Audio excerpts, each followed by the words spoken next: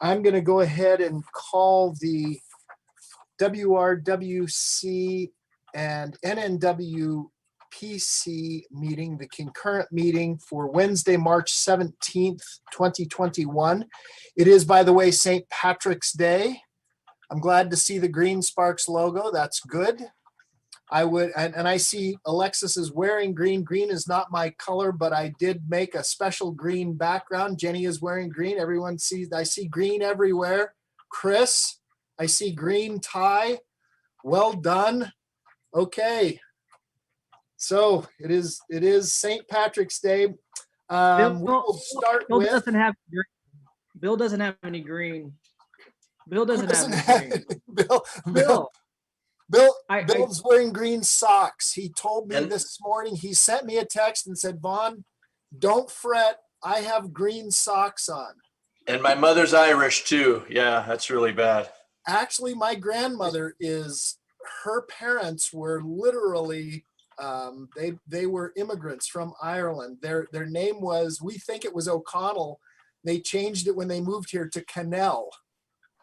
That was my grandmother's maiden name, Cannell. So, all right, roll call and determination of presence of quorum. And here's what we're going to do. So let me just set up some ground rules here. We'll have a roll call for the WRWC, then we'll have a roll call for the NNWPC. I'll turn it over to you, Mr. Hauk, and then we'll just turn it over to Chris. I'm gonna hold us to a 9:30 end time for the concurrent meeting because we have about a half an hour's worth of other stuff, budget and those issues that I want to give Mr. Wessel plenty of time, and then I'm going to try to give us a little tiny bit of a break before we go into Tumwa. So roll call. Does Miss Purgett? I don't see her. I'm here. Oh, I'm sorry. I apologize. I didn't see you. Would you give us a roll call for the WRWC, please? Yes, Vaughn Hartung. Here. Bob Lucy. Mr. Lucy is on vacation. Nice. Jenny Breckus. Here. Paul Anderson. Here. Naomi Durr. Alexis Hill. Here. Christopher Dare. Here.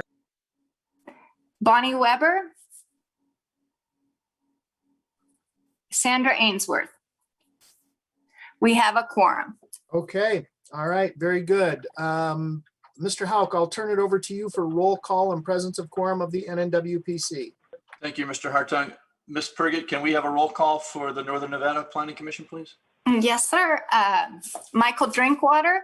Here. Bill Hauk. Here. Dave Solero. Danielle Henderson. Here. Mervyn Wright. Here. John Flansburgh. Here. Mickey Hazelwood. John Martini. Here. Michael Widmer. John Combs. Here. John Enlow. Here. John Zimmerman. We have a quorum. Great. I guess I'll turn it back to Mr. Hartung. Okay. Thank you, Mr. Hauk.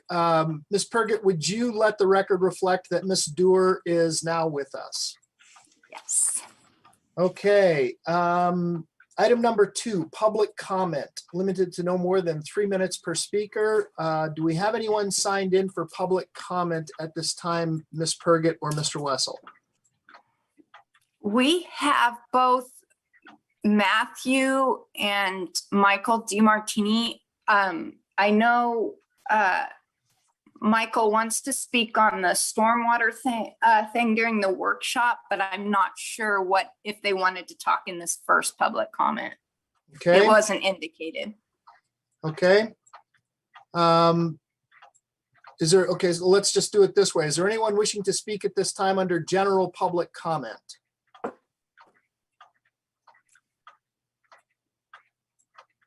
Okay, I don't see anyone, and is there anyone with their hand up?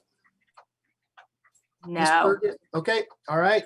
I will close general public comment and bring it back to the board.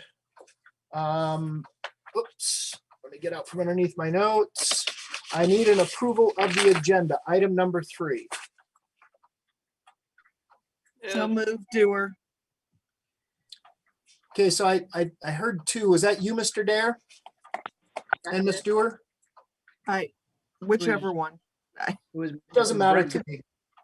was Madam Breckus and Newer. Oh, I'm sorry. Okay, yeah, I'm gonna turn myself up here. Okay, so I have a motion by Ms. Breckus, second by Ms. Dewar, or vice versa, either way. Is there any discussion on this item? Seeing none, all those in favor, please signify by saying aye. Aye. Are there any Aye. opposed? Motion carries unanimously. I don't have the NNWPC's agenda, so Mr. Houck, I'll turn it back over to you for either public comment and an approval of your agenda. Ms. Purgett, do we have any public comment? We do not, and the agendas are concurrent, so we're working off the same agenda. Okay, so turn it back to Mr. Hartung in the Western. Okay, If I can interrupt, Mr. Chair, Mr. Chairs, Mr. Houck, you should also have action by the Northern Nevada Water Planning Commission to approve the agenda. the agenda. Yeah, thank you, Mr. Pani. I was going to prompt him to do that. Thank you. Okay, I'm looking for a motion to approve the agenda. Move to approve the agenda. Then I'll second. Okay, we have a motion and a second. All in favor signify by saying aye. Aye. Motion carries. Back to you. Can Mr. we, Hartung. it was Martini who made the motion, but can I get who was second? Because I have all of you up here on the screen. Flansburgh, second. Thank you.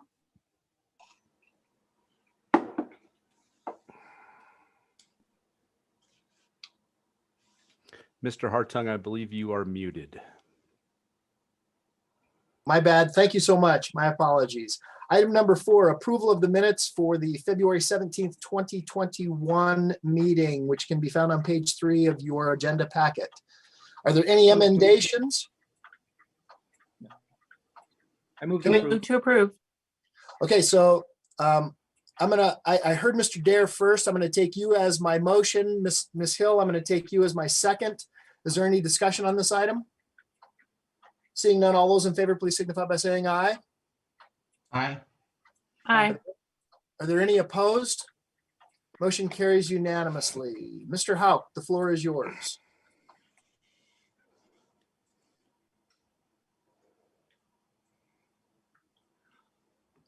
I guess I guess I don't know what we're looking for here. The NNWPC does not have any minutes to approve at this meeting. Thanks, Ms. Purgett. My bad.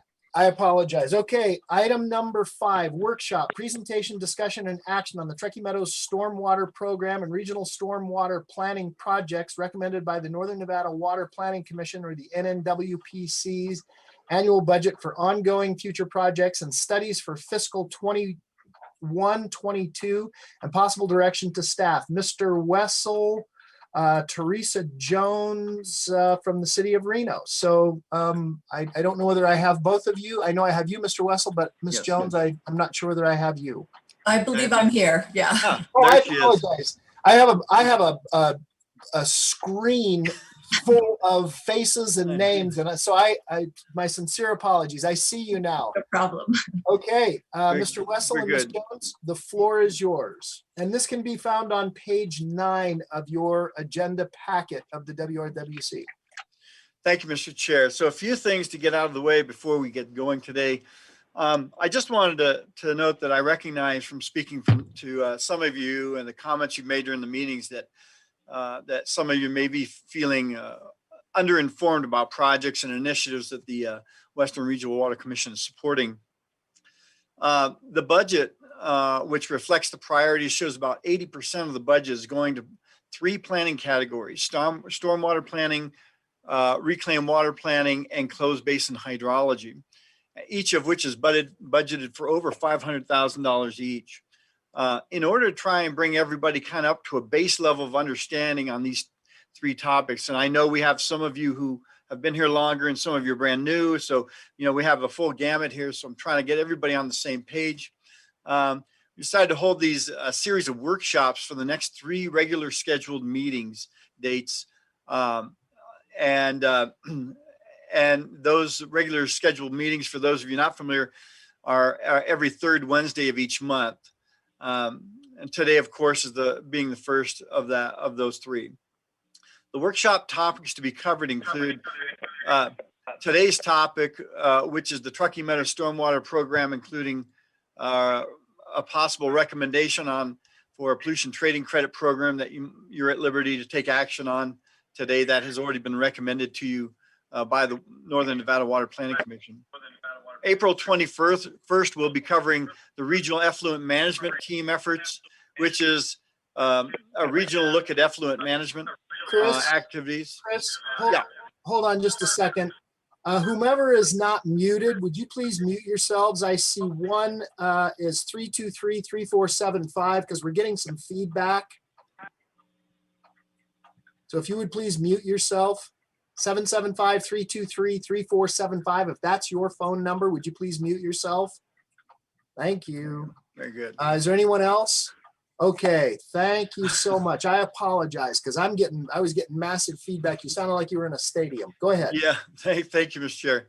Yeah, so again, today's topic is the Truckee Meadow Stormwater Program, including a recommended project for a pollution trading credit that you'll have liberty to take action on today if you wish. That is coming to you with a recommendation from the Water Planning Commission, who heard that at their previous meeting.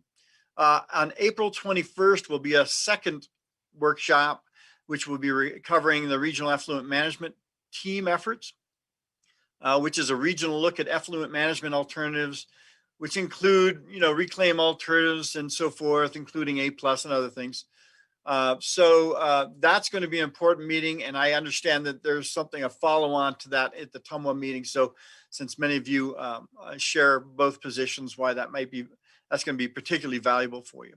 May 19th is the closed basin hydrology, how and why closed basins are unique and challenging, in the presentation on proposals to help mitigate identified issues. So those 3 topics are occupying a huge chunk of our budget. And so I think it's prudent for us to bring you up to speed on what those are and give you some background and kind of an overview of those efforts. So that's kind of the plan moving forward. Today is the first, of course, of 3 planned workshops to provide an overview of the stormwater program.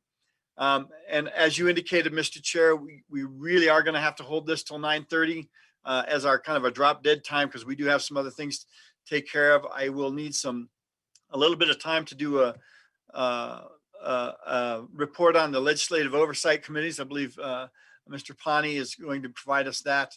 And then there's an approval of the budget. We don't really need an approval of the budget per se today, but I do need you to act on a time on setting the public meeting time and date. And so that's kind of what I need to happen after the workshop. So just need to leave a little bit of time for that. So with that, I'd like to get started. We have Teresa Jones here today, who we've already introduced. And she is, Teresa Jones is the Truckee Meadow Stormwater Pollution Coordinator from the city of Reno. And she's here to provide an overview of that program. And I think she may have some company with her that she'll introduce as we move forward. So Teresa, if you're ready, I say take it away. All right, so I'm going to share my screen so I can present the slides, and hopefully this will work. And it's showing that I cannot share my screen.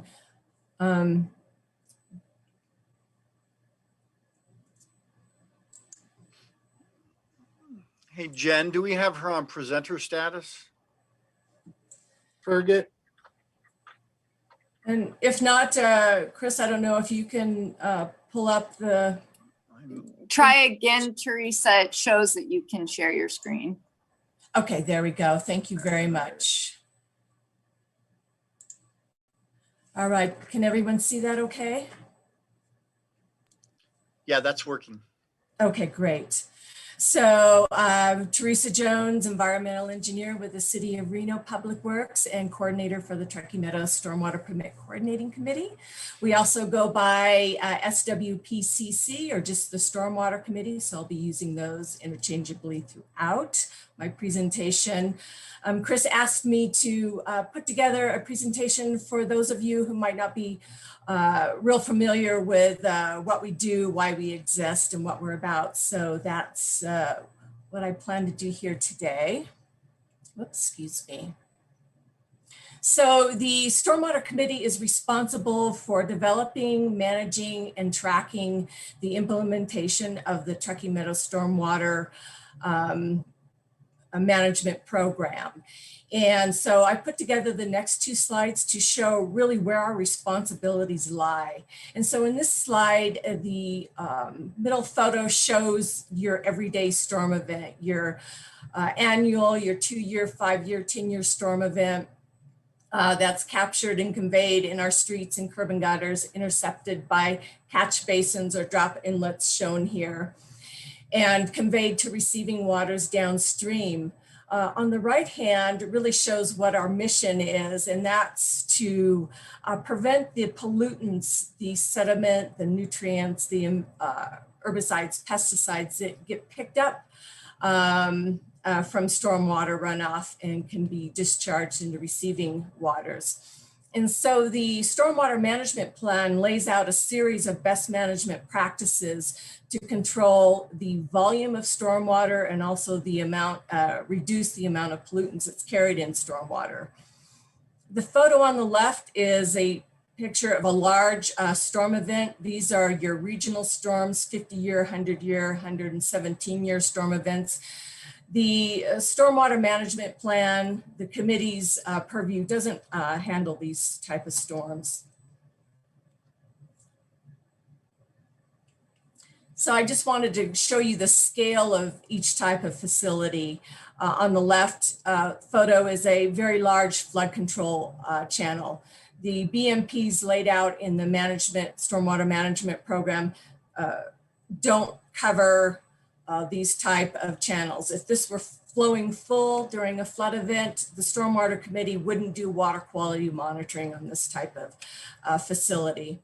We're interested in the neighborhood storm sewer facilities. A picture here of a concrete pipe connecting to a manhole. Concrete pipes known as a trunk line. The manholes are placed every 350 feet or so to allow for maintenance access to remove the debris and trash that gets hung up in our storm drain systems.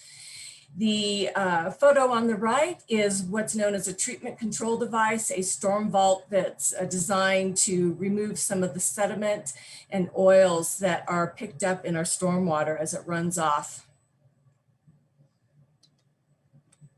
Oops. With this cartoon, I wanted to make point out the important difference between our sanitary sewer systems and our storm sewer systems. On the right, wastewater from our homes is being conveyed to a wastewater treatment plant, where the water is treated to a very high standard. Nutrients, pollutants are removed. The water is disinfected prior to being discharged into Steamboat Creek in the case of Tum Wharf. On the left, in contrast, is our storm sewer system that conveys runoff from rain events across our roofs, our driveways, our streets, picking up the dust, the sediment, the herbicides, the pesticides, the pet waste, the trash that's been discarded and not picked up. These are conveyed through our local storm drain systems and directly to our receiving waters downstream. And this is the reason for our municipal separate storm sewer system permit, or MS4 permit, that's issued to us by the Nevada Division of Environmental Protection, mandated through the Clean Water Act's National Pollution Discharge Elimination System that's administered by the EPA. This permit is a joint permit issued to the City of Reno, Washoe County, City of Sparks. The Stormwater Committee was formed with 2 representatives from each agency to develop, manage that stormwater program. The MS4 boundaries roughly follow the Truckee Meadows service area as established by the Regional Planning Agency, which I have shown on the photo on the right. However, I need to point out that the service area also includes North Valleys, but North Valleys isn't a part of the stormwater permit, the MS4 permit, because it's a closed basin, and the MS4 permit only covers waters of the state that are also waters of the US. So the purpose of the MS4 permit is to address the nature of stormwater, which is non-point source. Non-point source is runoff that picks up pollutants from a number of diffuse sources. And so this picture on the left shows just a small section of Reno. You can see the network of neighborhood storm drain systems signified by the blue lines. Those are the pipes.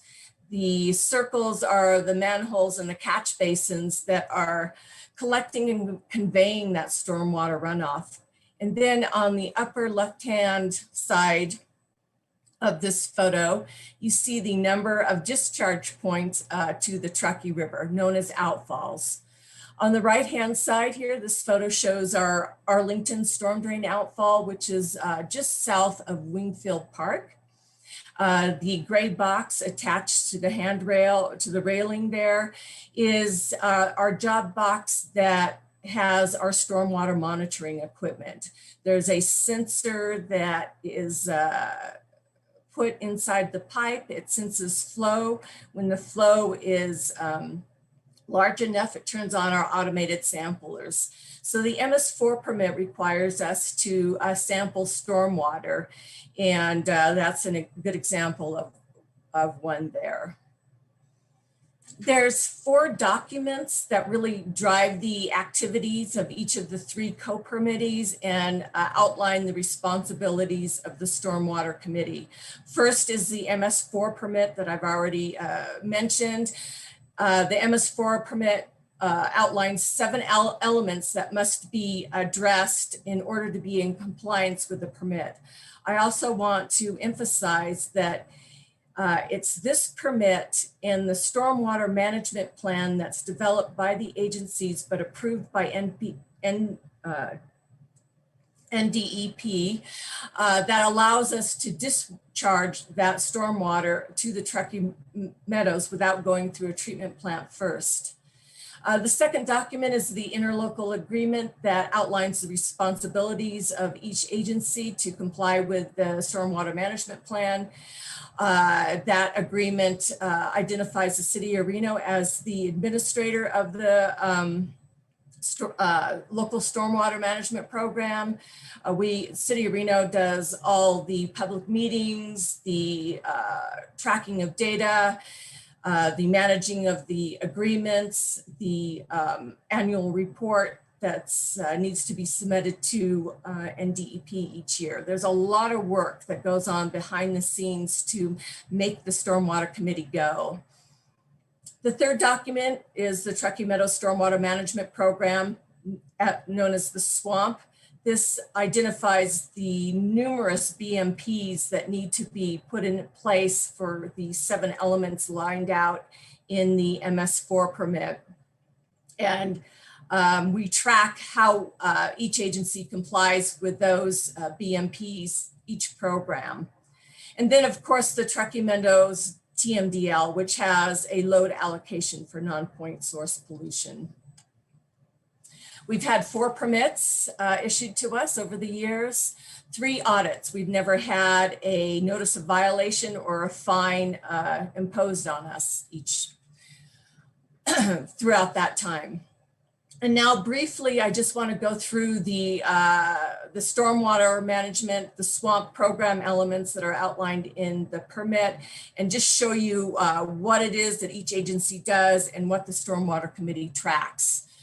Our regional coordination is number one. It's extremely important. There's a lot going on in the Truckee Meadows.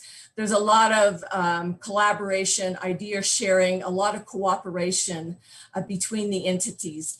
A lot of this coordination occurs at our monthly stormwater meetings. A lot of these folks attend, and we have a great relationship with all these groups. I particularly want to point out our partnership with the Nevada Department of Transportation, NDOT, our great relationship with NDEP. Really grateful for both of those agencies. And then, of course, the important work that KTMB does, Truckee Meadows Park Foundation, One Truckee River. The next program element is municipal operations. Each agency is responsible for its own storm sewer infrastructure. Just for the city of Reno alone, over 10,000 catch basins, 400 miles of underground storm drain pipe. We need to track the sediment and trash removed from all of those, the herbicide and pesticide use that we have. All of that is reported each year to the NDEP. Collectively, each agency spends over $6 million in managing their storm sewer infrastructure in compliance with the permit. Construction and industrial inspections. The region's environmental control officers throughout the year inspect the various industrial commercial sites and the construction sites for adherence to those separate permits, but also ensuring that they're complying with the stormwater regulations. Illicit discharge detection and elimination. Again, that's the next program element. And again, our regional environmental control officers are always on the lookout for illicit discharge. We also have a hotline for the general public to report illicit discharge.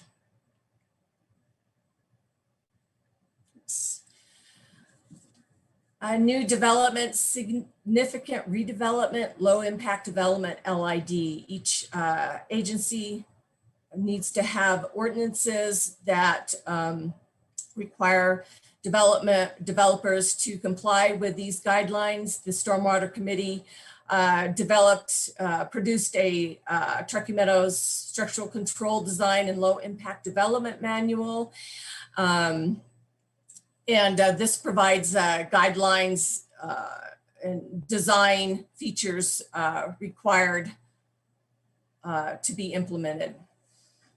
This slide here just shows the variety of BMPs that have been installed in compliance with the new development, significant redevelopment. We have a variety of source control and treatment control photos here. Excuse me.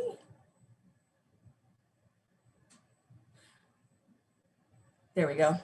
All right, stormwater monitoring is another element of our MS4 permit or stormwater management program. There's 26 tributaries to the Truckee River within the Truckee Meadows. We monitor a number of those tributaries.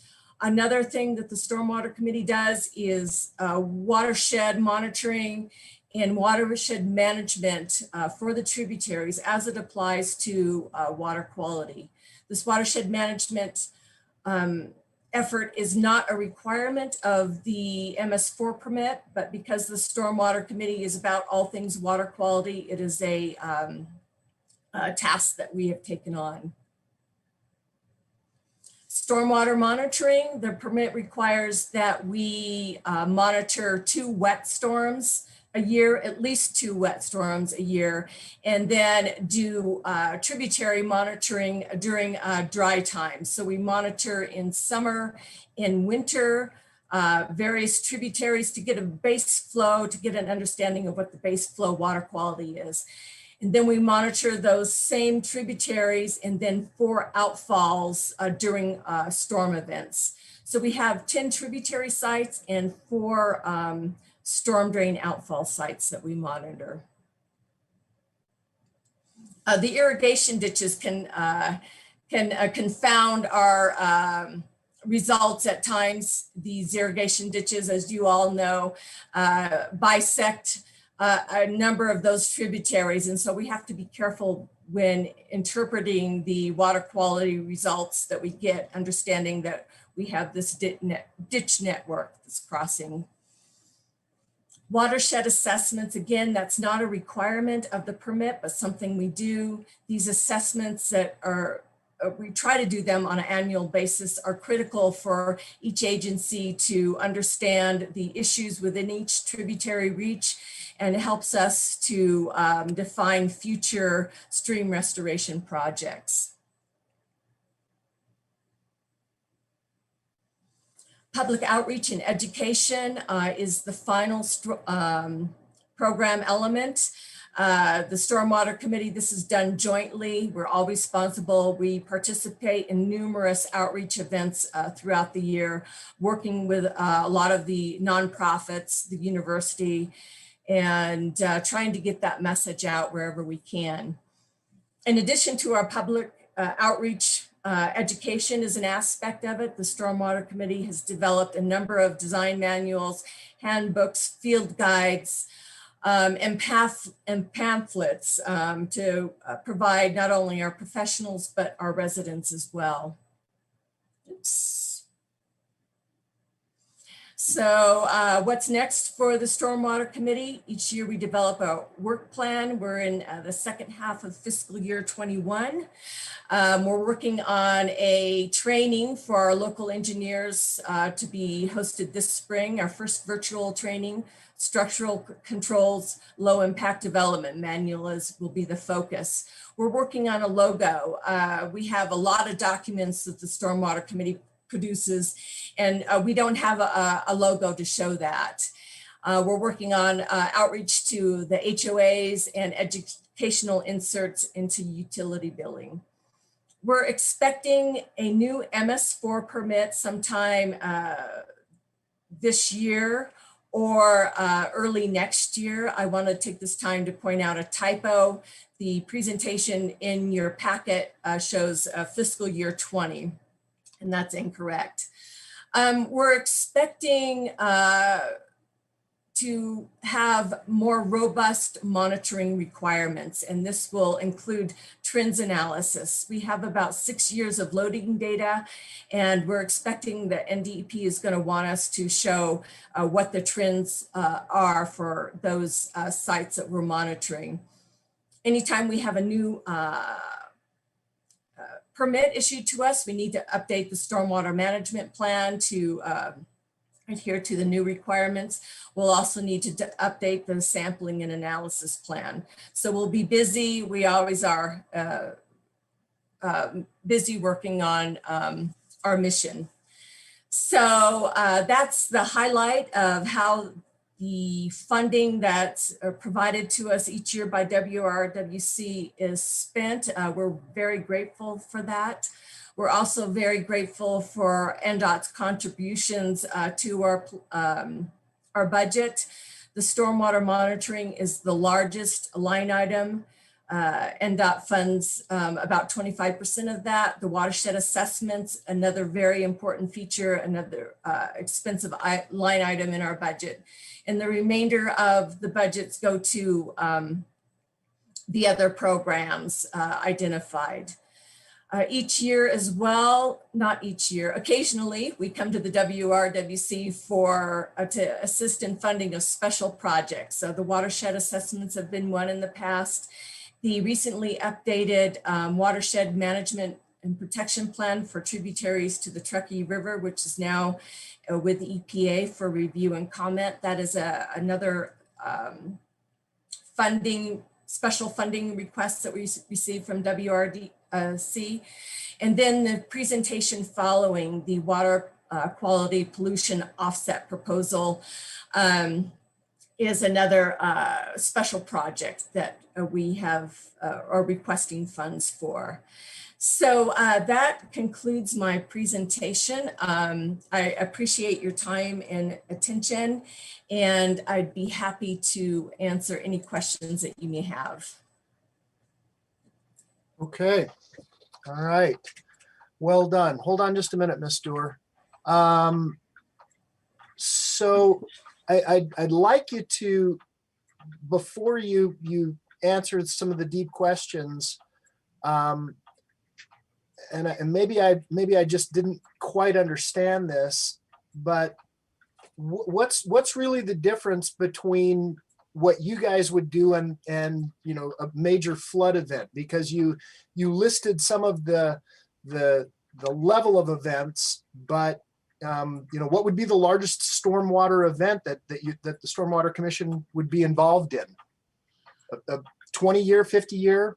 Well, I think that although I pointed out the difference between the regular, your annual storm events and these large 50-year, 100-year events, the large storm events, although there is runoff from the urban core, a lot of these storm events, really come from outside the Truckee Meadows. The Stormwater Committee's mission is to really control the volume of runoff within the urban core. So our streets, our rooftops, our commercial businesses and whatnot. And so these are, the more localized storm events. And because they're localized, they're smaller. Additionally, the structural controls manual, when we are designing for a water quality benefit, we're designing to remove the pollutants from a storm, any storm event. Those are typically designed for a, I think it's about a 1/2 inch to 1 inch storm, which is a much smaller storm. So that is the water quality volume of those smaller storm events that we're trying to remove the pollution from. Excuse me. But any of the source control BMPs that we have, the buffer strips or the retention basins that we have, all of that goes to reduce that volume of runoff from adjacent lots, from our streets and whatnot. And so that helps take off that peak volume of flow. But those larger events are just, it would be astronomical to try to, an astronomical cost to try to prevent or reduce the pollutant loading from those large storms. It would just be cost prohibited.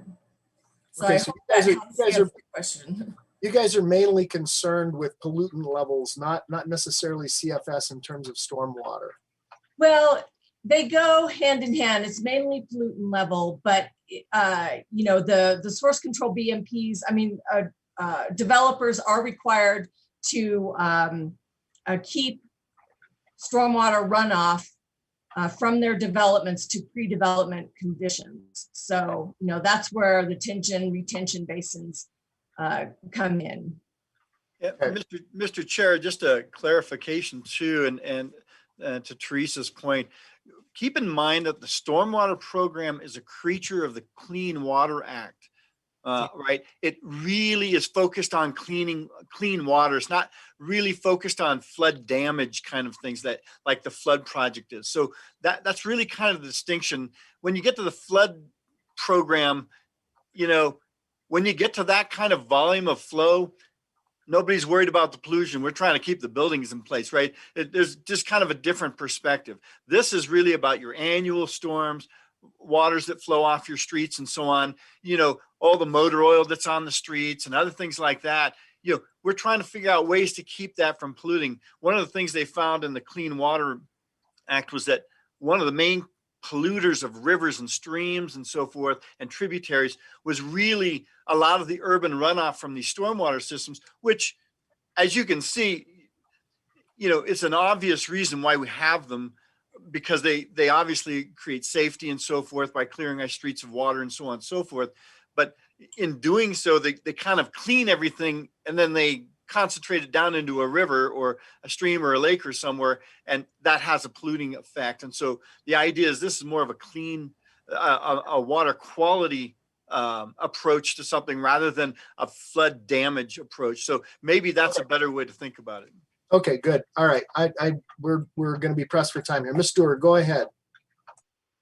Apologize.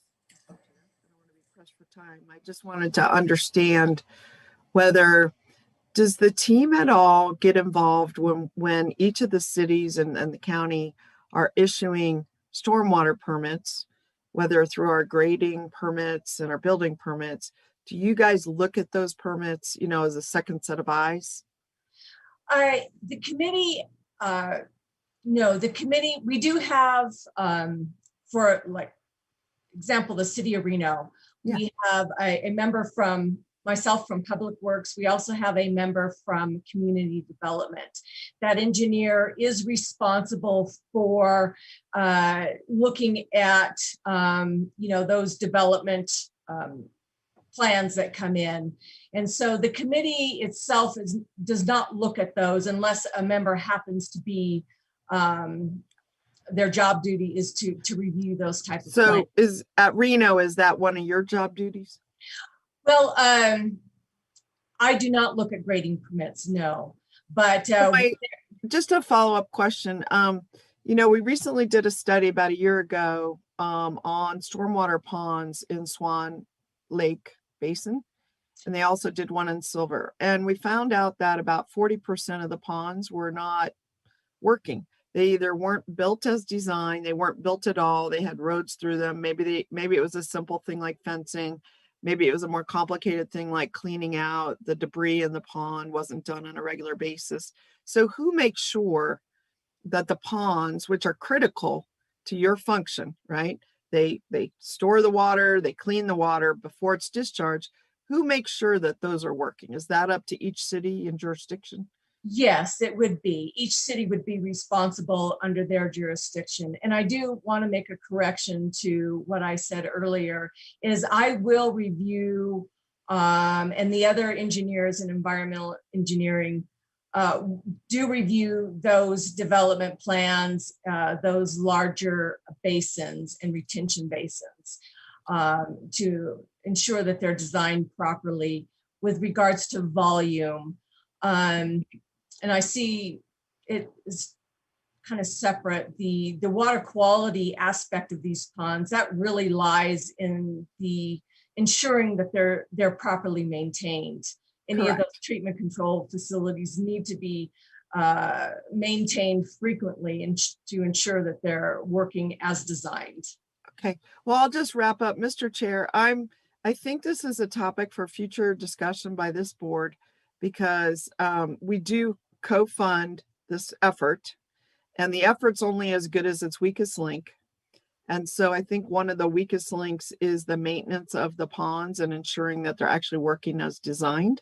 And so we can have the best permitting in the world, we can have the greatest team in the world, but if the things aren't actually performing as designed, then our water quality won't be meeting the standards that we are hoping for. So maybe that's something that this committee, the Western Regional Water Commission and our partners here could take a look at. So that's something I'm pretty passionate about.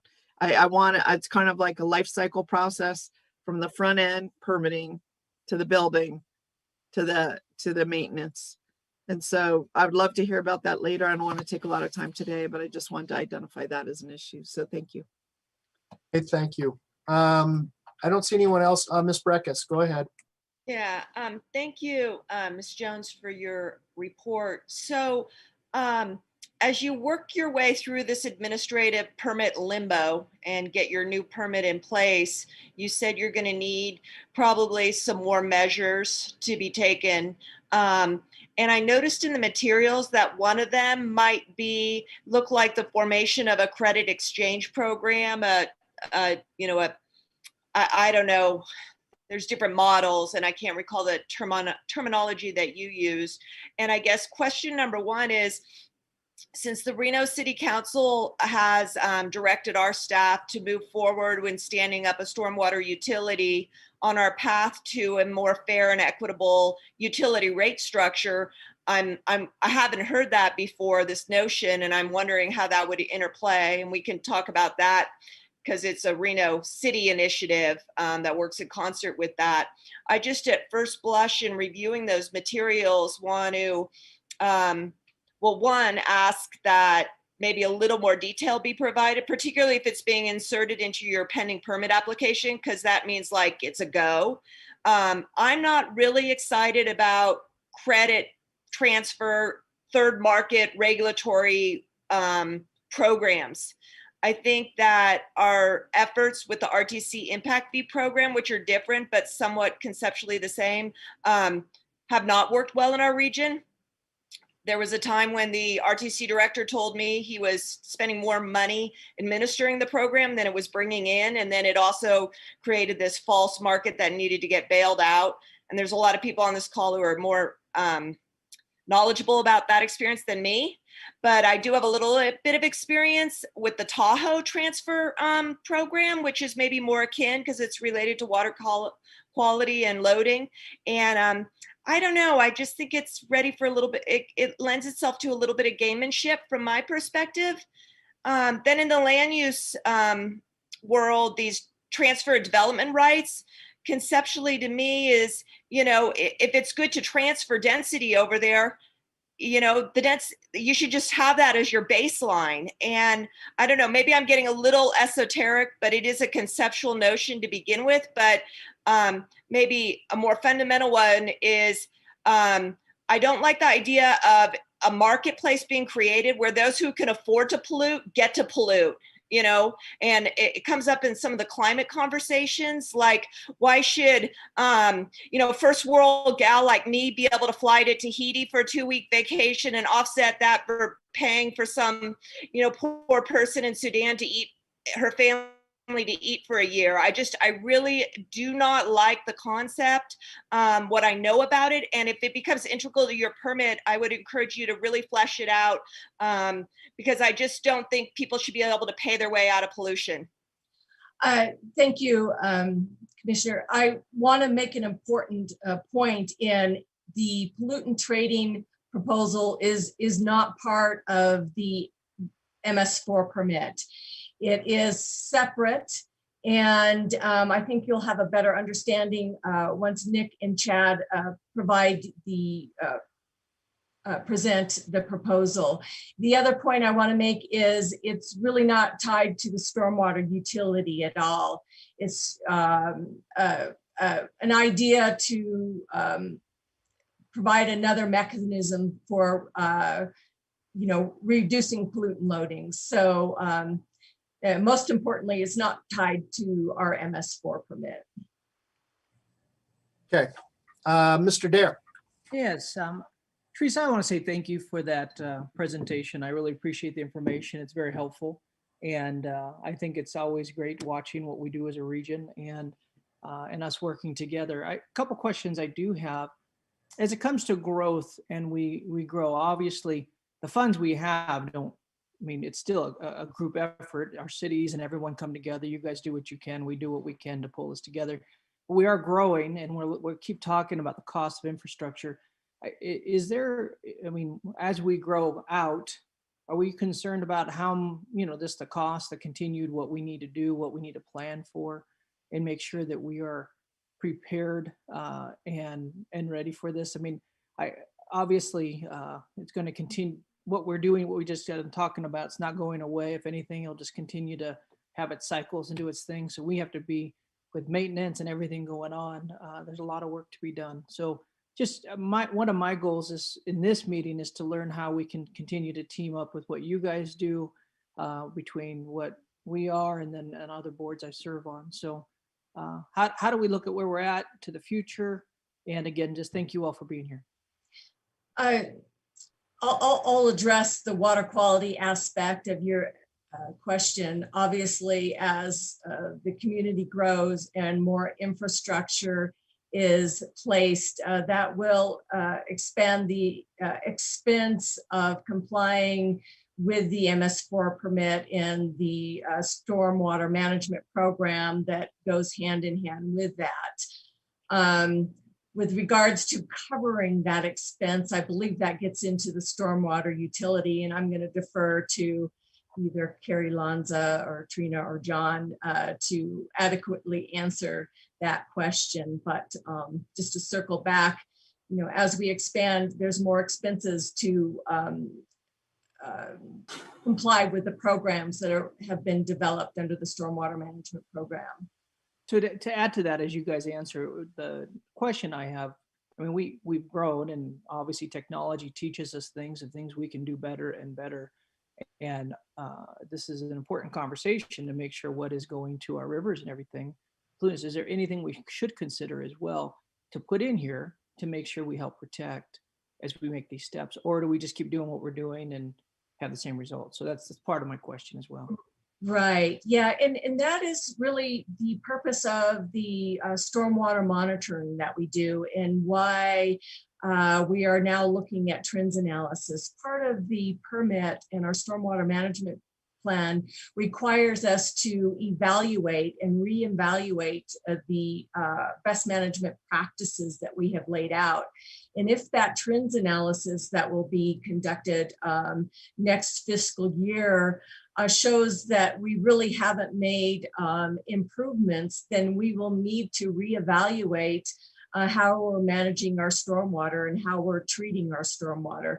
So to go back to your previous question, if what we're doing now is not good enough, then we may have to do additional treatments to meet the standard that we the permit sets for us and that we set for ourselves in wanting to protect our own water quality. Yeah, Mr. Dare, real quickly, I just wanted to add something, you know, on top of that in terms of costs and so forth. And I know this is probably a little bit outside of probably where Teresa came to the program recently compared to when we started funding this. The original JPA funds the administration of this program, and the agreement was at, I believe, $87,500 per entity. So that's where we got to. That's why we fund this, and we were asked to take over that funding, and that's why we funded at $262,500. That's why it's an odd number, just how that math works. But and so that's just to administer the program. A lot of things that Teresa's talking about and the monitoring and so on, that's included in that. But I want to make it clear that one of the things she probably, we kind of glossed over is there. Correct me, Teresa, because I can't remember if it's per entity or whether this is a total. It's about $6 million spent annually by all three entities or by each entity. I can't remember which. That's a total figure, yes. Yeah. And I apologize. You know, I was kind of mixing the costs that each entity does with the overall cost of the program management. So I did make that distinction. Right. So some of the things that are included in those additional costs by the entities, you know, cleaning the storm drain system, street sweeping, you know, maybe stenciling, doing a whole variety of things, you know, going out and monitoring. I think that's inclusive of people going out to, say, construction sites, making sure that, you know, they have sediment containment, you know, those little straw wattles around their work pile stuff, things like that. That's in addition to what goes in the stormwater program. So there's a different fund that pays for that. Each of the entities pay for that independently. And how they collect those funds, I can't speak to that, but just I want to make sure that you understand there's a separation in kind of the duties there. And so anyway, thank you, just Chris, for clarifying that. Okay. Either Mr. Anderson or Miss Hill, do you have any questions for staff at this time? Thank you for asking, Mr. Chairman. I just would say, Teresa, thank you for the great presentation. And I was thinking, how can we as policymakers look at prevention on some of these things and think about policies that we can enact to support this program so that we can educate the community about how they can ensure that they're not doing things like even raking up leaves and ensuring that they're not on the street and things like of that nature that we can think about. So perhaps that's something we can talk about offline. So I know all the major issues that create stormwater, because I know code enforcement officers in your department can't do all the work and ensure that people are following the rules. Yeah, that's a great point. And that just really emphasizes how important that public outreach and education is. And it's a continual, ongoing process, week after week, year after year, to make sure that everyone in this community is informed. And of course, our community is growing. And so there's a lot of new folks coming in, children being raised. And so that outreach is critical. Okay, Mr. Anderson, anything? No questions. Just want to thank all the individuals on the coordinating committee, the work that you guys have been doing. Great job. Keep it up. Thank you. Thank you. And I just a final comment. I know our MS4 permit is tied to WOTUS, to the waters of the U.S., and I think that many people don't understand that. And so perhaps we should have at a future time a deeper dive into this. And one of the things I think is important is to define what are waters of the U.S. That's always kind of been defined as navigable waters, but certainly I wouldn't define the Truckee River as navigable. So I think that's one of the things that and certainly you people won't understand that white or swan or silver are not involved in this. And in fact, I don't think you guys are even involved in Washoe Lake. So perhaps when we come back, we can get a little deeper dive, Mr. Wessel, and just try to maybe better understand this and give some better direction. But today, before we take public comment, I want to draw your attention to page 10 on the staff report. And what they're asking us for is the question is a fiscal one for an amount not to exceed $200,000. So let's go ahead and let's take public comment at this time, and then we'll bring it back to the board for action and or other comments. Ms. Purgett, who do we have signed in for public comment? Michael DiMartini. Okay, give me just a second here. Mr. DiMartini, are you online? Yes, I am. Okay, go ahead. The floor is yours. You have 3 minutes. Okay, thank you. Good morning, trustees, commissioners, and public. I realize time is very limited. I'm only requesting to speak on this item because the agenda item appeared to extend, based on its wording, to items of a regional nature outside of the stormwater pollutant aspect. And so it was a little confusing to me. And with regards to that, it doesn't sound like it's the proper time to present what I was planning on presenting, which is the regional solution for floodwater volume mitigation in the closed basins that I've been working on at least for the last 4 years in response to the flooding situation. There is a plan, and I will continue to try to work with the agencies if they so allow regarding that plan. I do have a screenshot today if anybody would like to see that, but otherwise with the time being limited as it has been, along with the difficulties of the Zoom conferencing that has really obstructed really anybody from the public, including myself, from participating in this process. I understand that is a limitation, and hopefully we'll be all in a position later to get together in some type of workshop that's more productive, and we can get down to the nuts and bolts and figure out the solutions before it's too late. But with that, if anybody would like to see a screenshot, I could try to share it, and it gives kind of an idea of what I'm talking about. Mr.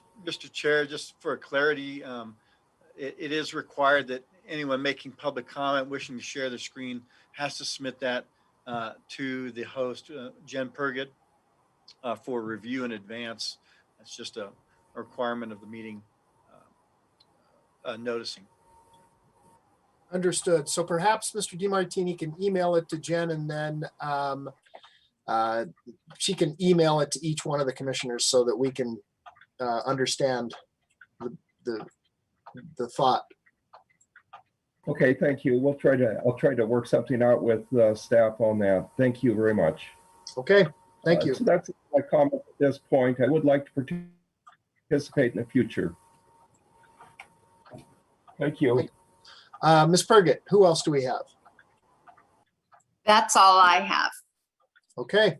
Mr. Hauk, I neglected to turn the floor over to you to see if the NNWPC had any comments or questions for Ms. Jones.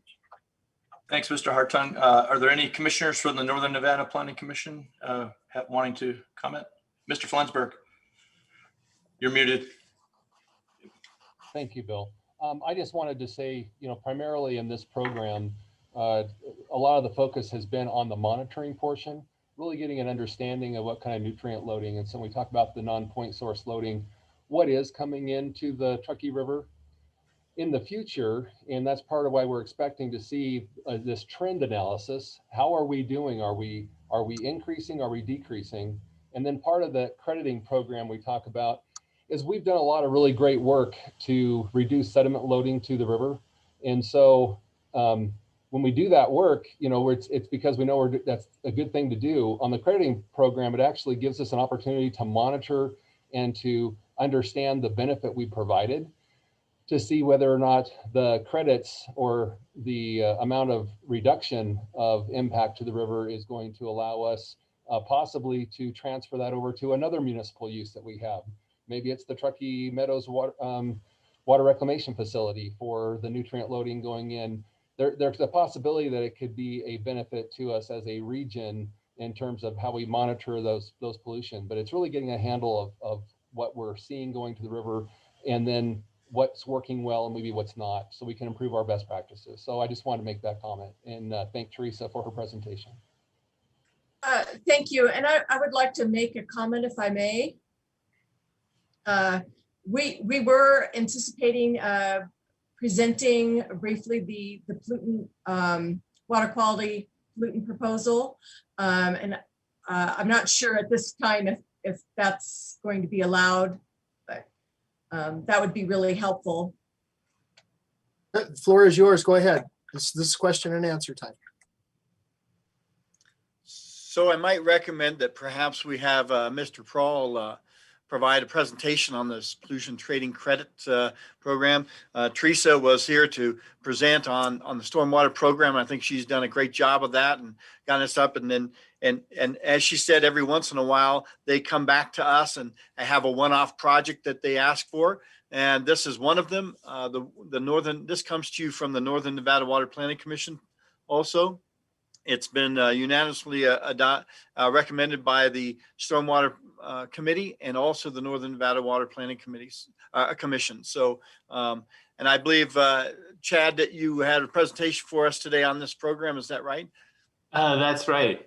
Thank you, Chris. Hey, good morning, trustees and commissioners. Happy St. Patrick's Day. I'm excited to be here, and I see I have a bit of a hill to climb with Mrs. Breckus. And I think I can, or I'd like to try at least. Let me get my screen going here and share it with you.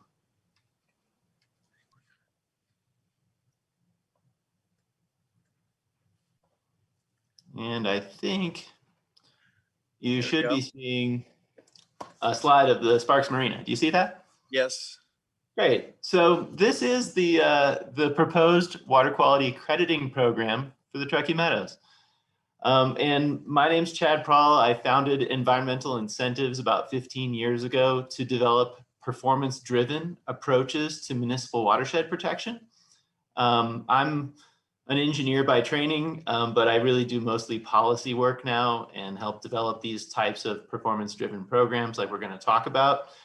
With me is also Nick Brothers, who is an actual engineer working with the city of Reno.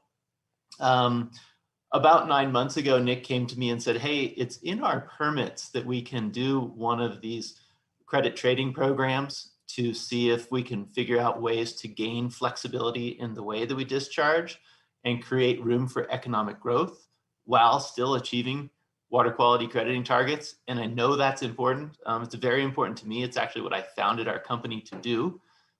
So I think we can get both of those things done.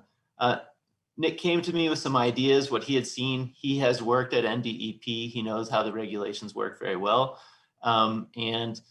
Basically what I wanted to say was that this presentation is going to go through 3 or 4 things. Why you would develop a credit trading program, our experience as a company in doing these in other places, the scale of this program, how it relates to the Tahoe program, and then just go through the scope of work that we are proposing to you and has been unanimously recommended by the other committees. So Nick, are you there? Are you ready to go? Yes, I am. All right, well, here's your slide. Hooray. All right, good morning. So like Chad said, Nick Brothers with the city of Reno. And through some of my previous experience working at NDEP and familiarity with some of the regional National Pollutant Discharge Elimination System permits, as well as the stormwater program, came about to reach out to Chad and look at this for our region. The main concept is that regionally, we have waste load allocations for the total maximum daily loads to the Truckee River for nutrients and TDS. And those individual waste load allocations get put into permits, individual discharge permits, such as TUMWRF, limiting the total amount of pounds per day that can be sent to the river. And those allocations are exhausted, and NDEP is not able to provide future allocations to either new users or whatnot. But those permits do allow for the people who hold allocations to do a little bit of trading in between each other for allocation, as long as there's not a net increase in discharge to the river. And they also allow for water quality offset projects. And these types of projects would be completely done by that permittee. And there's a lot of restrictions to that, including land ownership, location, expertise.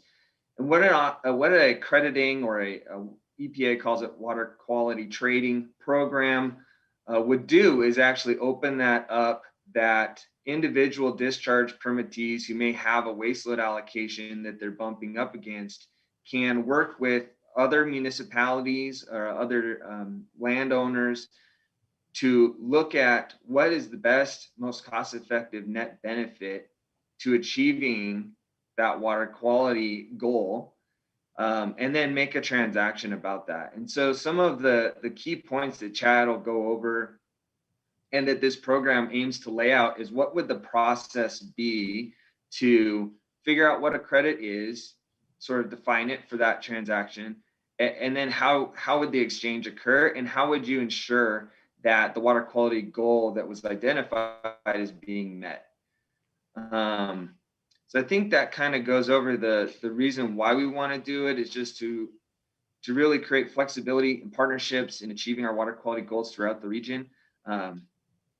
We've reached out to NDEP and really asked for a lot of input early and asked them to be a partner in the development process, both reviewing our draft documents and being in meetings for input on how this would work, to ensure that they are in agreement with the net benefit to the region and as a whole to water quality. So that's my 2 cents and why I reached out to Chad. I'll kind of turn it back over to him to go through what the proposal for the program development actually covers.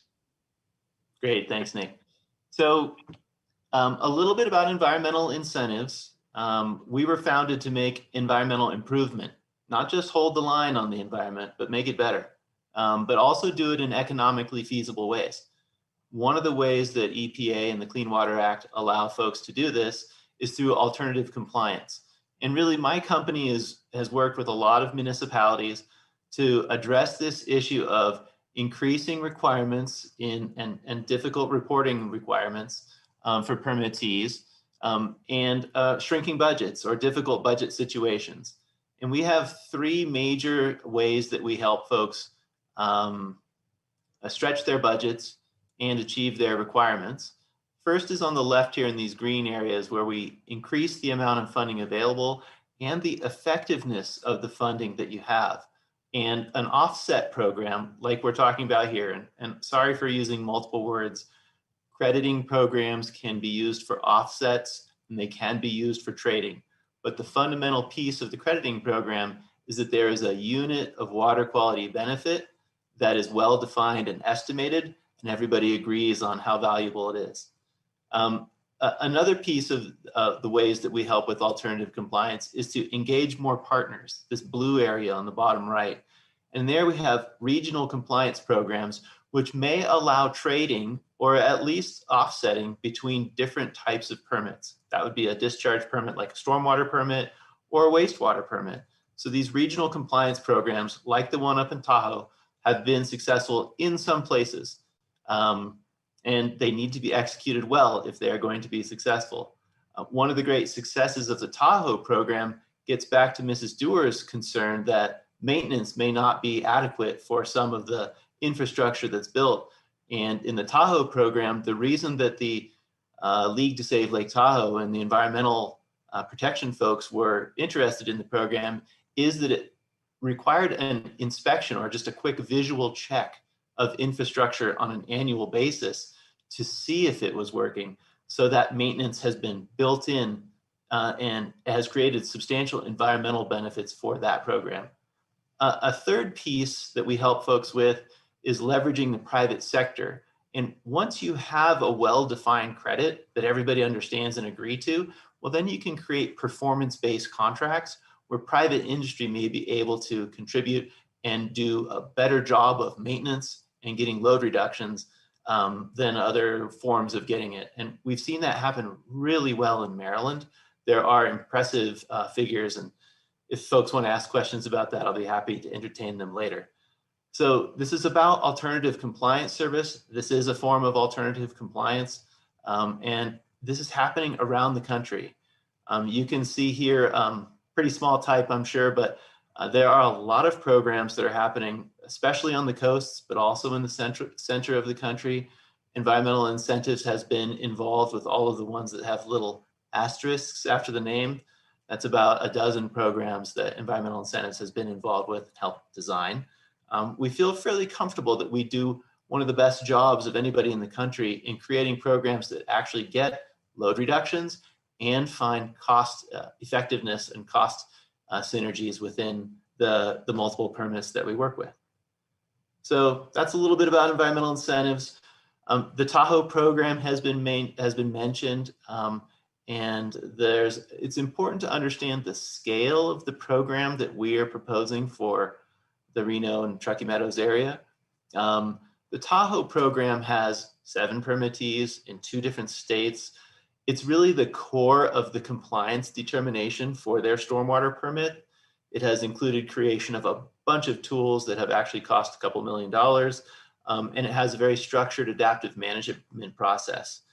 They register all projects and have thousands of credits flowing through that system every year. It was a $2 million investment and it took 4 years to adopt. That's a big program. That's very hardcore. There's kind of a medium level of program that is being developed right now in the San Francisco Bay Area for PCBs and mercury. There they have quite a few permittees, more than 25, and it's in the municipal regional permit there, but it's an optional compliance pathway. So there'd just be a couple of transactions per year there, and the development is about $590,000. It's a 2-year adoption timeframe. So, smaller, medium-sized program. And then we see very simple systems like one we're developing in Paso Robles for their post-construction runoff requirements. There it's pretty simple. One permittee, there's one regulator. It's just a one provision of their permit that hasn't been used yet, very similar to the Truckee Meadows area. They're expecting a couple of transactions a year. Development was about $150,000 there and 18 months. So I think the Truckee Meadows system that we're thinking of is going to be close towards the Paso Robles program, maybe a little bit towards the SF Bay PCBs program. So a smaller to medium size type of crediting program. Not as big and hairy as the one in Tahoe, that's for sure. So what are we proposing? What's our process here? It's basically a set of 6 tasks and a few deliverables. The first task is for us to come and meet you and know the needs of your region and introduce the program elements that are needed to have a long-term and successful crediting program. We use a design that is guided by the National Network on Water Quality Trading. They have 6 principles that go into programs. The EPA, the USDA, the major regulatory agencies have had a strong way into this approach. One of the principles, I'm just looking at the guidance document now, is that there would be they would produce no localized water quality problems. And I think that's very important to us and hopefully would address Mrs. Breckis's concerns. There's a lot more, including 11 elements of program design that need to be considered when developing these things. And we've laid that out in our proposal. I don't know if that proposal went to this committee or not, but it is about a 10-page proposal that talks about how we're going to do this. The second task is to develop and review a program design booklet. So basically it's a PowerPoint presentation that you could read on your own. You don't have to have me sitting there talking to you about it. And that just introduces these 11 elements and what we're recommending as a whole to this group. Rather than stepping through 11 elements one at a time and getting into theoretical concerns about what could happen, it's really seeing the whole package and getting the feedback from the guidance committee, which we're calling the core team down below. Once we've had that feedback through 2 rounds of meetings, then we move into drafting a program document. We'll have a round of review on that and then deliver working drafts of the program document and also a transaction form where people submit a transaction to the regulators and the permittees to make a transaction. During that whole process, task 5 is really about engaging and collaborating to promote the adoption and use of this program. One of the challenges across the country is that there are a lot of crediting and trading programs which were designed and really didn't get much use, didn't have any transactions. That's something that we are really on guard for. We don't think it's worth developing these things if they don't improve the environment and if they aren't viable for use. So that's why we have engagement of stakeholders early and along the way. And then our last task is really about supporting the adoption, talking it through with people who might want to do a transaction. You know, could be the city of Reno, could be Tumwa, could be a private entity, but having a pilot transaction go through the program is part of the scope here. What you're going to get from this is engagement of 3 stakeholder teams. The core team, who's probably that stormwater planning committee and the members, the 3 main permittees, in addition to NDEP. There'd be a set of consulted stakeholders who get a lot of information and full engagement, and they are listened to carefully. And then there's the informed stakeholders who just receive one-way communication from the project as it happens. The big thing is you get a working program document that can be living, but should be effective as it is. And then you get that that pilot project support. We had a couple of recommendations from the Stormwater Planning Committee, who you heard about earlier, and we've made those adjustments in our scope. They are incorporated now. And yeah, for that, then just how long this is going to take. About a month to get going with discovery. We'll create that booklet in about 5 months to have a couple of review meetings there. have a draft document in 8 months and a working document within a year. And then really what we find is there's a time where the permittees are working on figuring out what the projects are going to be, what seems like a good transaction to have happen, and if any makes sense. So environmental incentives really doesn't do much for 3 to 12 months. And then we think it'll take 6 months for that first transaction to go through, and we're there to help along the way. It's about a $200,000 budget, a little less, and we are asking you to approve it. And the last thing I just say is we've done this in many places, including in Nevada with 2 different programs, the one in Tahoe that you've heard mentioned, and also one for habitat, for sagelands habitat in more of the landscape protection. The process we use is to do a quick exploration, then do a program design. You're going to get that within this contract. We'll also help a little bit with the launch, as I said, the support for a transaction. And then you may need help with continuing to launch it and expansion. That's possible. I don't know, but I think we can get you really well through this development process, about halfway or a little more, with the $200,000 that we're requesting now. Okay. And I'd be happy to speak more at any questions. Okay, just a fast question. I know we probably have others. If you'll stop sharing your screen, Mr. Prawl. Thank you. This crediting program and the offset and the trading of credits, could that be done outside of the Truckee Meadows? So as an example, or the Truckee Meadows watershed. So as an example, could Tahoe credits be traded down in the Truckee Meadows? No, I would not recommend that. They're 2 different of watersheds there. And we would not want to displace Tahoe issues to Truckee Meadows. Okay, no, and they're actually not 2 different watersheds, but they're connected. They're directly connected. But I wanted to make sure that we're dealing with the Truckee Meadows and sort of our direct watershed. So okay, Ms. Dorff, quickly, we have 8 minutes. Okay. Would you prefer to discuss this another time since we're short on time, or? Well, I'll just ask my question. First of all, I wanted to compliment Ms. Jones, which I didn't get a chance to do. I launched right in my question, given the shortage of time. I didn't want to spend time on that, but thank you, Teresa. That was really excellent presentation. And Chad, I really appreciated your presentation. I think I have missed one basic component. I get how the credit trading maintains a status quo. Like, we don't get worse. We trade stuff around, but I don't get how we get better. And I obviously missed that in your presentation. How do we take where we are and improve our water quality status? How does that happen? So the thing that can happen there is that if, I think there's a theory that when infrastructure is built, it works. And my experience with it in Tahoe and Southern California is that oftentimes infrastructure doesn't quite get built like it was designed, or it isn't maintained. And so when you have a crediting program, you have the opportunity for projects which are transacting to go through a little more checking and ensure that they are working over time. And it can be a feature. So this really gets at that very first question that I asked Teresa in the last program, which I said, what I see is great ideas get put forth.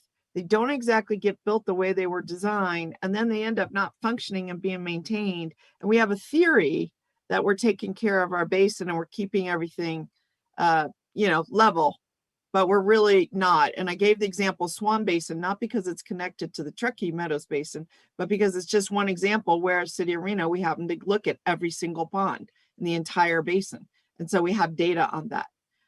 So what you're saying is, the theory is everything's working, but the reality is it's not. And this gives more testing and credibility to your stormwater management system. Is that correct? That's what happened in Lake Tahoe. Okay. So we can't quite get better, but we can at least make sure we don't get worse. Is that it? Absolutely. Okay, thank you. Okay, good. Ms. Breckus, again, we're. I know, Mr. Chair, you want to move towards, closing this out. So I would like to roll this just over to our next meeting. It seems to be coming from the city of Reno, and my philosophical issues aside from letting polluters pay their way out of it, there's a practicality issue for me from the city of Reno's perspective. As Ms. Dewar mentioned, we were stunned to find that large properties developed are not meeting their minimal development conditions in maintaining their basins, and how defective we were in just a real simple administration of that should be very operational and not fall down to the degree it did.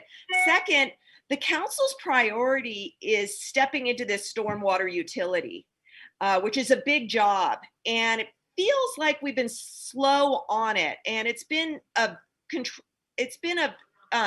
lot of heartburn to me. We made a step recently, we're going out, but if staff is reallocated toward this when they could be moving more on the council priority of the stormwater utility, I'd like to have discussions with our city manager, who is supposed to be kind of retooling a utility division, to understand what his priorities are in this way, because this is a new step, a new direction, and the other direction that we've wanted has been not progressing as I think the council had hoped. And so I think there's a conversation to be had over at the city of Reno on that issue. So I'd just like to move this over for another month and have those conversations. Okay, anyone else? Mr. Dare. I'd like to ask, and I might go to one of my favorite heroes, John Martini, if you don't mind. But he helps explain things. I just want to understand, so if we do, is there a timing on this? We're looking, where are we at in the process?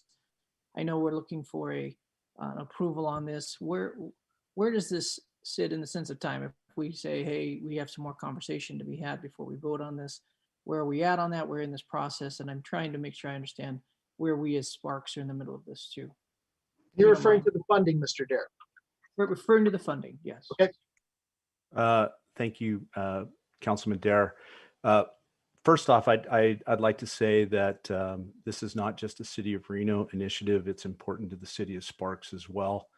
We all do things within our watersheds annually, and I think that John Flansburgh brought up a good point. We don't have a method right now of getting credit for some of the things we're doing. Councilman Dare is an example to you.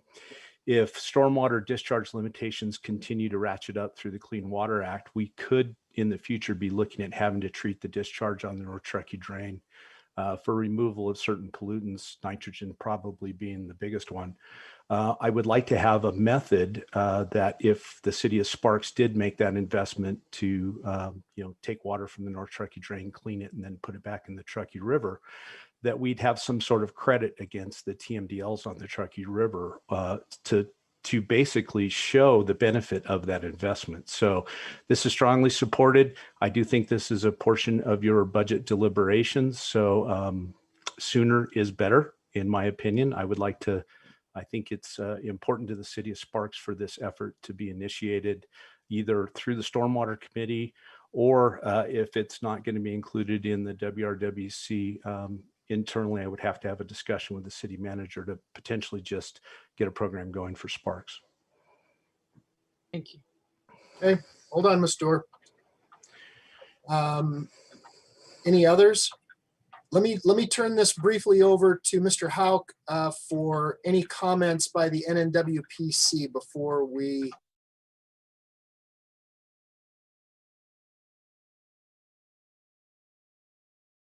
Planning commissioners?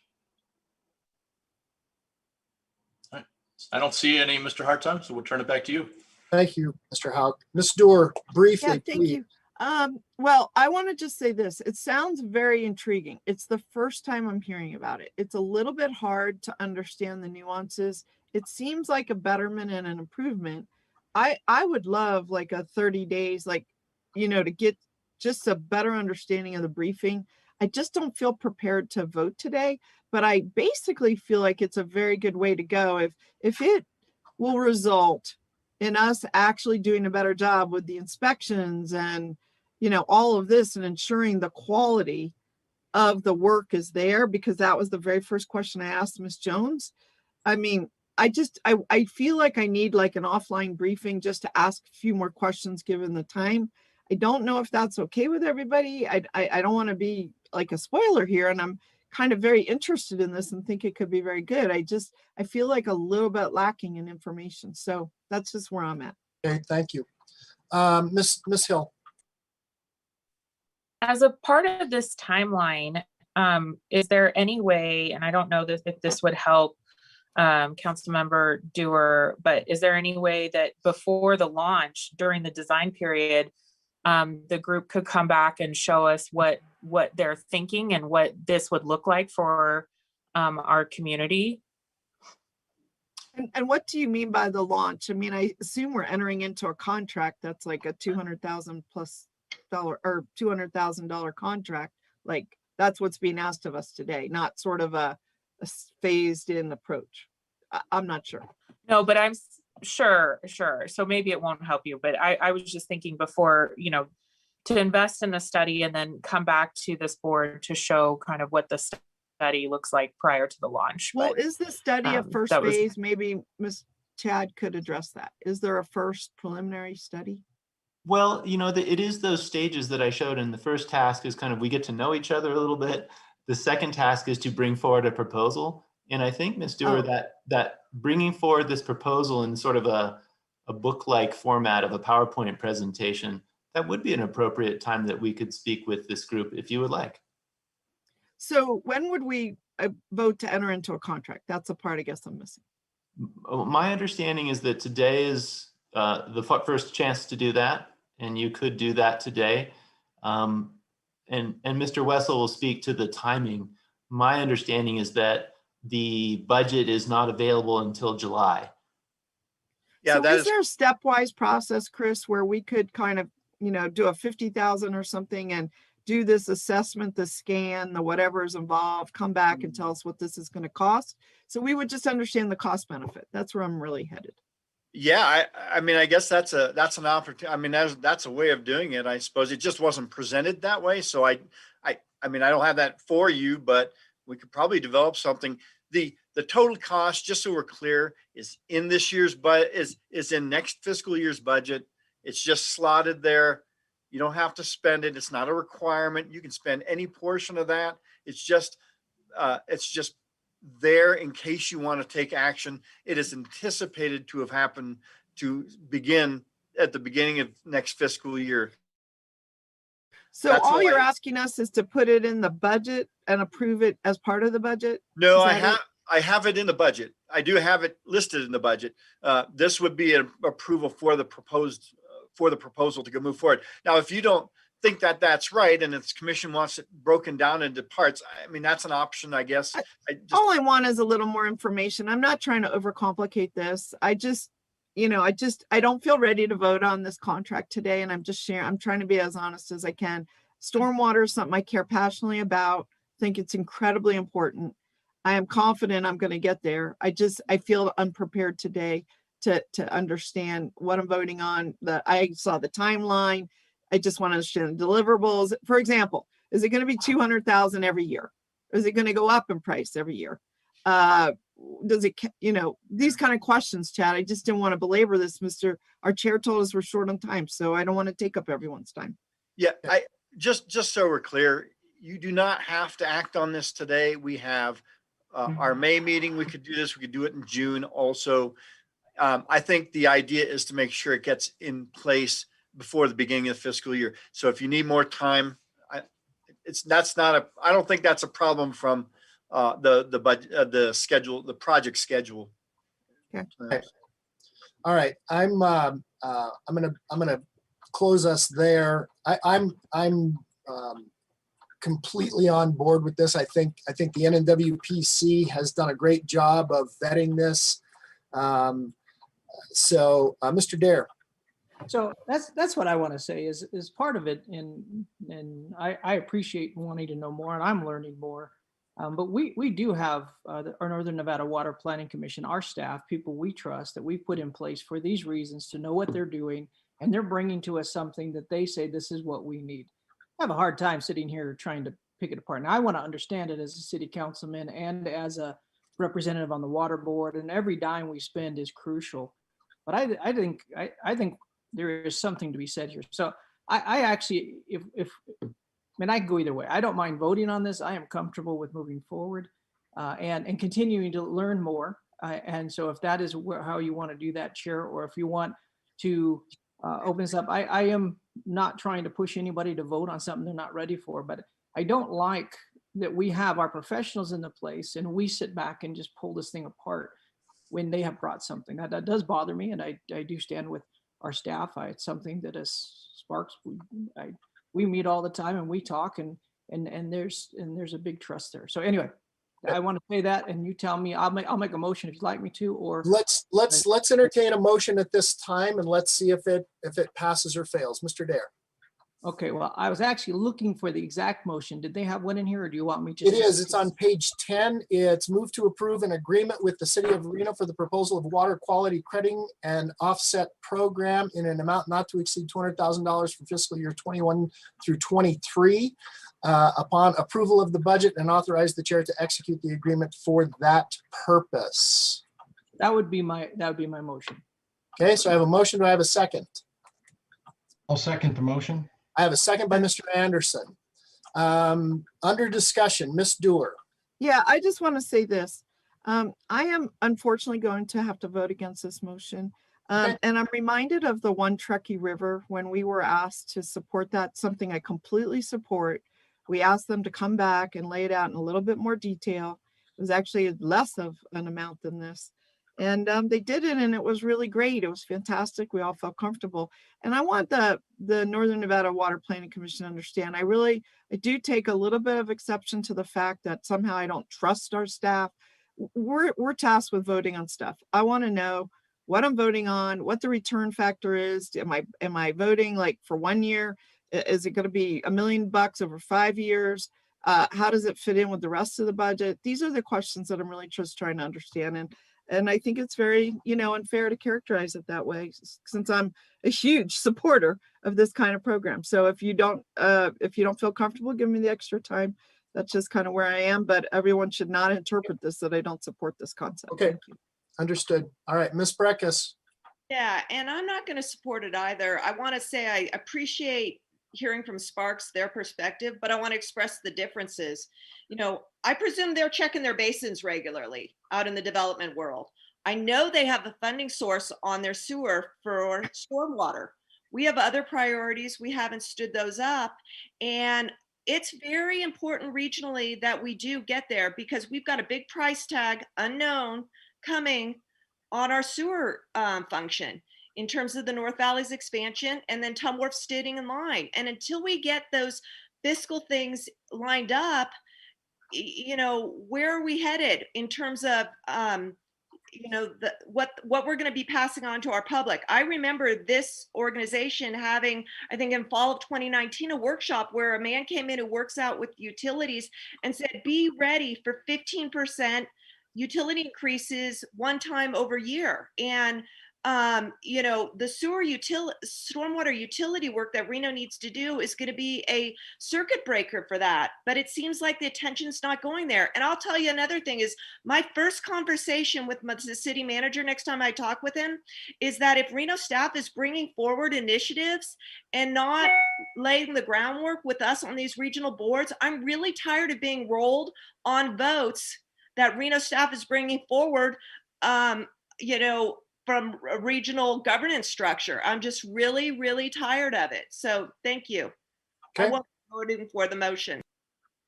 Okay, that's okay. All right, so I have a motion by Mr. Dare, second by Mr. Anderson. Is there any other discussion on this item? Mr. Chairman? Yes, Ms. Hill. Since the city of Reno is not on board with this, but the county, I'm on board. I feel like this is the right program, and the city of Sparks is on board. Is there any way, and I hate to complicate this, and I know that there's a timeline here, but is there any way we could reduce the funding for this program if the city of Reno doesn't want to participate? That's just my only note. Well, let's remember, and I understand, let's remember that this is 21 through 23. So this is really a 2-year timeline. So it's not as big of a lift as you might think. And I think, you know, the sooner we get on this, the better we'll be. I know I've had discussion with our staff. I think we're headed the right direction. So I think let's just see where the chips fall here. Yeah, and I wouldn't reduce the amount. I mean, I'm sure this is good for Reno. Just because I, as a board member, want some more information Ms. doesn't Stewart, mean there's anything bad about this. we're not suggesting that that's what you think. So those are your words, not ours. All right, we have a motion and we have a second. Seeing no other discussion, all those in favor, please signify by saying aye. Aye. Aye. Aye. Aye. So motion nays. A nay. Okay, motion carries 4-2. Okay, all right. Our next agenda item. We're a little behind where we were. Mr. Pawnee. Report, discussion, and action on legislative activities, including bill draft requests and bills pending in the 2021 session. That can be found on page 49 of your staff report. Mr. Pawnee, can you just take us through this very briefly? We're about 11 minutes off where I wanted to be. Yeah, in the interest of time, Mr. Chairman, most of these, if not all of these bills you're familiar with in your other jurisdictions. None have what I'll call a material adverse or even a material positive effect on the commission itself. All of the recommendations are essentially just to monitor these bills. There's nothing of critical importance for you to, have an extended discussion on today. I can submit the report as written and ask for a motion, or if you want me to highlight, 2 or 3 of the more significant bills, I can do that. But as I said, none are requiring a position of advocacy at the legislature that I need direction on. Okay. Is there any direction from our legislative committee? I know you guys didn't have a chance to meet last time. Okay. I'm not seeing any direction. So do you need us to take any kind of action, because we're not giving you any direction, Mr. Pawnee? I could take an action to approve the report, but since we're not actually advocating anything at the legislature, I could wait until the next legislative subcommittee meeting to get their input, a little more thorough discussion. Until I get direction from the commission, we will just continue to monitor without taking an affirmative or negative position down in Carson City. Good. Okay. Very good. All right. So we will close agenda item 6. We will move to agenda item 7, review and discussion possible action on the WRWC tentative budget for fiscal year 21-22 and time and place for public hearing on the budget and possible direction to staff. Mr. Wessel, the floor is yours again. Thank you, Mr. Chair. So again, obviously we're not going to get through a discussion on the budget, and really, I don't think we need to at this point. I really want all of you to make it through the subsequent workshops that we have. I think most of the answers to your questions will glean from those workshops. So that's what I'm counting on. So really going through this budget in any detail at this point, or approving it as is, probably doesn't have any real value at this point in time. We can leave that for our meeting, our budget hearing meeting. But today, what I do need is for you to approve the time and date of the budget meeting, and that is May 20th, 2021 at 9 a.m. I have worked this out with Sonia at Tumwa, and this should slot in very well. Based on your motion, we will submit our public notice for that public hearing, basically. So that's what I need from you today, Mr. Chair. Okay, let me just pull my calendar and make sure. That is a Thursday, just so we're clear. That is a Thursday. That's correct. Okay, and we have Tumwa at 10 a.m. So if that's suitable for everyone and everyone thinks that we can do that, then we'll figure out the time that we need to start in the morning. I think we also have We probably have flood management that morning and a bunch of others to try to get approvals on those budgets. Right, that's correct. I believe in the past, the flood management has gone earlier in the morning. Right. Usually they're pretty quick. We have gone second, and then TUMWA follows us. So it's pretty much, and one of the reasons for that is because there's so many interconnected members there. Is you know, you can play musical chairs at the dais, and so that has always been helpful. The Zoom meetings make it a little different. So I guess that's Yeah, however you want it.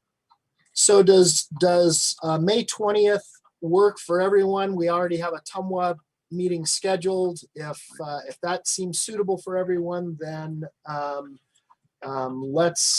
entertain a motion to have Mr. Wessel move forward with that date on our agendas. What time did he say? It is 9 o'clock. It's in the motion in your packet. Thank you. Yeah, I got it. Okay. I can move to approve that. So moved, Mr. Chairman-elect. Okay, so I'm sorry, Ms. Hill, I had a motion by Mr. Dare. I'll take yours as the second. Is there any discussion on this item? Is there any public comment on item number 7 since we're taking action? Ms. Burgett? I have none. Okay. Thank you. I will close this to public comment. We have a motion and we have a second. Is there any other discussion? Seeing none, all those in favor, please signify by saying aye. Aye. Are there any opposed? I'll take your silence, Ms. Breckus, as an aye. I'm sorry. Okay, thank you. Okay, motion carries unanimously. Okay, put that in the calendar, on the calendar, Mr. Wessel. Item number 8, discussion and possible direction to staff regarding agenda items and dates of future WRWC meetings. I'm going to open this item by asking staff and Mr. Pani to work together. Would you bring back to us an item, because I do not believe that the WRWC has a policy on unsolicited proposals. And I think it's important for us to have a policy. I don't know whether the NNWPC has a policy on unsolicited proposals either. And maybe at that time, when we bring this back, we can have sort of a joint policy that addresses this. I know we have one at the county. I've actually had Mr. Smith send it to me, and I've been reviewing it. I'm sure the city of Reno has one, and I'm sure that the city of Sparks has one as well. I think that we should adopt a policy on unsolicited proposals. That's my question and my ask for a future agenda item. Mr. Dare. I do think it's important in lieu of our last vote. I am sensitive to the idea that there are questions on this from Reno, and I do believe they're going to be able to find out what's there with their staff and things. But I'm very open to have an open conversation of continue to where this goes, and I think it's wise to do that. I like to be us all on the same page. I did not want to stop it at this point because I do believe we need to move forward. It is important, but at the same time, I am sensitive to that, and so. If we could have that on the next agenda, I think it's wise to continue the conversation in the sense of an informative thing to make sure that we can understand it better and better as we go. Thank you. Good. Wonderful. I'm scanning my screen. Ms. Dewar, Ms. Breckus, or Ms. Hill, or Mr. Anderson. Okay. All right. I will close item number 8. And bring it back. Item number 9, commission comments. Do I have any? I see no one's hand raised. Okay, Mr. Hauk, I'll take it to you. Commission comments. Do we have any commission comments from Northern Nevada? I don't see any. Mr. Hartung, back to you. Okay, thank you, sir. All right. Item 10, staff comments. Thank you, Mr. Chair. I would just comment that I appreciate you all being here today. Teresa, great job on your presentation. Mr. Prowl, I did hear what you had to say today. I recognize the issue that Reno's expressing, and I understand that. I just want to remind you all that you're always welcome to contact me. Please do so if you have questions, concerns about anything. If I don't know the answer to it, I'll find the answer, or we'll make sure we get in touch with the person who does. And I, you know, this whole workshop is to try and alleviate your questions. And so if you have them, you know, that's concerning, and we need to make sure you get those answers. So please don't hesitate to contact me if you want more information. I can get you in touch with Mr. Paul, and maybe you can clarify some things with, get some answers to your questions. So just remember, don't hesitate to contact me. The schedule, as I said, we have 2 more workshops, one on April 21st. Folks, I'm just telling you, this is a warm up to the next workshops, the next 2 workshops. They're going to get technical. They're going to get to be a lot of information. So I just will just forewarn you that you might want to be prepared. Good cup of coffee is going to help with those. So looking forward to those. I think those should answer most of your questions in time for our budget hearing. So with that, Mr. Chair, that's all I had for staff comments. Thank you. Okay, thank you, Mr. Wessel. Mr. Hauk, any staff comments from your side of the house?